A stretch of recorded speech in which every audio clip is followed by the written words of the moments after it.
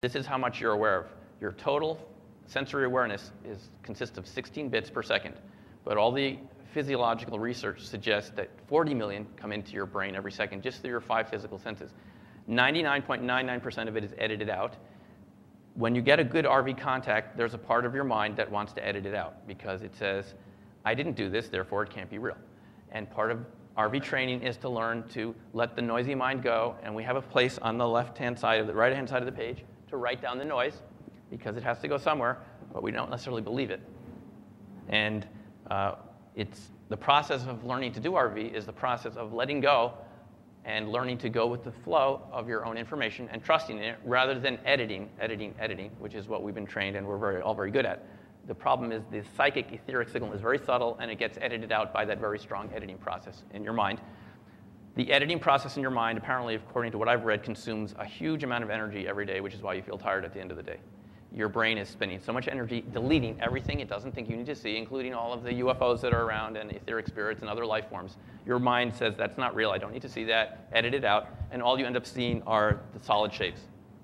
That's what's happening. And it happens in RV too. When you let go, the information comes through. Washington Monument. There it is. The viewer said, it cannot be the Washington Monument. I can't believe RV works this well. So in his mind, he walked down the reflecting pool to the Lincoln Memorial, and on the back of the page drew a picture of the Lincoln Memorial. So usually, you've heard it before, the first response you have is the most accurate. And if you start doubting it and guessing with it, it loses accuracy. He even named it here, George Washington Monument. This is not so common. I was told in the military that if you came and said, hey boss, I nailed it, they'd throw your session in the garbage. Because the more you think you know what's going on, the more less accurate it's likely to be. Sometimes you can name the target, but this is not about naming the target. That's a left brain function, and RV works from the right brain. So in a sense, the more confused you are, the more accurate your session is likely to be. Try that one out. That's what makes it so much fun. You're going to see some very confusing sessions here right in a second. Here's a Greek harbor island. Notice this boat in the middle here on the right side. The viewer was able to draw that boat right here. And then he went on to describe a barge, a ship, a vessel. He described man-made things. He went on to draw what appeared to be a cityscape, an open area, man-made structures. He gets the analytical overlay, which is when your left brain starts trying to name what's in the session. He says it's a city. In his post-session summary, he says it's a man-made object like a ship or a vessel or a barge passing in front of a harbor with a city, a salty, breezy feeling. So it's just perfect.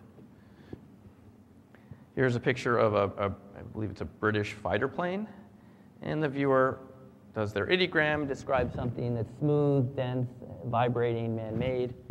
You can see the information starts out general and becomes more specific.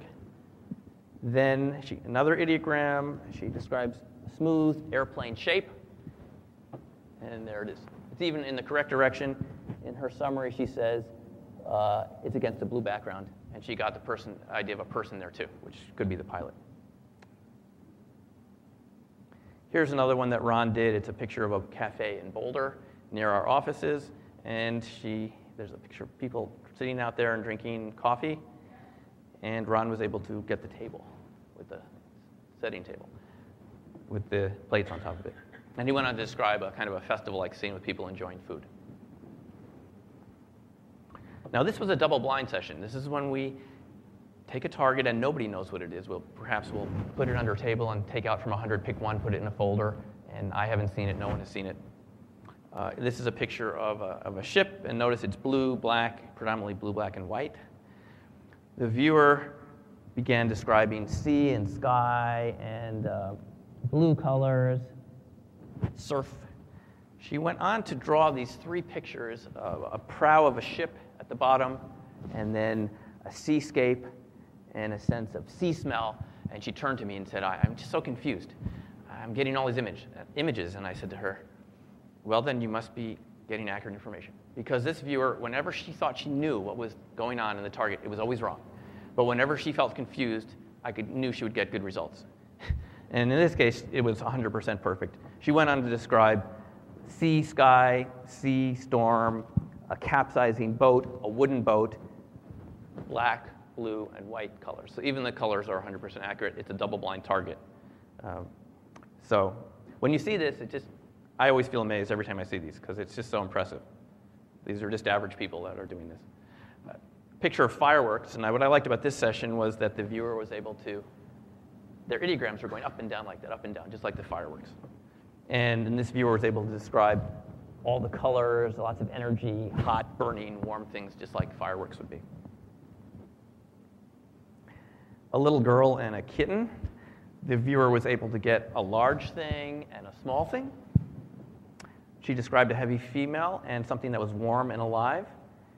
Now, in RV, what you can do is give cues to the viewer. You can use their own words, even if you don't know what the target is, especially if you don't know what the target is, the monitor. We work in pairs, and the monitor can say to the viewer, well, describe that for me. You can kind of interview the viewer. And in this case, she said there's a large thing, so I say describe the large thing. And that's where she got heavy, female, warm, alive. And I said, well, describe the small thing. And she said it was smaller, it was comfortable, peaceful. And then she said at the end, I had the feeling that this was a live object, something with two live beings that were together. It makes me kind of cry. It's sweet and sentimental. You can see the ambience and the emotions came through quite clearly into her viewing awareness. A picture of a person shooting a rifle. And he was able to describe a sense of something red and brown, a sense of fear, alive, sentient, which is the word we use for a person. And now in his picture, look, he draws kind of like a line, something that's straight. And he says, red, scary, long object with a man, relief. A fishing boat. In this particular session, he drew this shape, which is kind of a scribble, but we don't have to guess what it is. He writes, it's a ship at sea. I really love this one. He went on to talk about, you're hurting our people, it was better before you got here, you're interfering with our spiritual growth, and it was very beautiful before you were here. We thought he was channeling the fish. That's our interpretation of the session, and indeed he went on to become a channeler. It was a little disturbing at first, but he feels that that's what he's here to do, also besides his other day job as an engineer. And this was his first experience. Now, I haven't seen this happen very often. This is the only time I've ever seen this in thousands and thousands of viewing sessions. But this seems to be channeled, and he did seem to become a channeler afterwards. So it opened his mind to some larger aspect of himself that he wasn't aware of before the session. The Leaning Tower of Pisa. Notice the buildings behind in the background. I haven't been there. But if you look at the phase 3, the tilt is even at the correct angle of the Tower of Pisa, and the buildings are behind it. They look like the buildings in the picture, with a little spire there in the back. Again, this is just someone in the beginning class, and it's perfectly accurate. The Apollo lunar module. Here you can see a very good phase 3 drawing of something that looks like a spaceship or something going over a surface. I asked the viewer purpose. You can interview the viewer, just say one word, purpose. And there's no leading there. It could be applied to any target. She said, fast energy, something moving quickly over a vast expanse. Now, her overlay here, her analytical overlay is a pig in a field. Consciously, she thought it was a pig in a field, but we can see from the slide that she described a ship. It's fast, it's moving. There's almost like a bifurcation here. The subconscious is doing one thing. The conscious mind is attempting to take that information and filter it into something that we know about. It's usually wrong when it does that, but we do have a space for the conscious mind to write that information down. And it can be useful. It's not totally wrong. There are elements of it that are correct, but it's like the way our sensory processes work. When you get information from your eyes and your ears, you might be surprised to learn that 80% of that information is coming from your brain. Only 20 of it comes down the optic nerve, what you're seeing right now. Most of it's being created by your brain. Your brain is matching the frequencies coming through the optic nerve and amplifying it with what it thinks should be there. And I think you're getting the drift here. It's amplifying what it expects to find, and it can amplify it in the wrong way. The core information may be correct, but it's amplifying it and distorting it in the process. So a lot of our perceptions are simply coming from our brain, what it expects to see.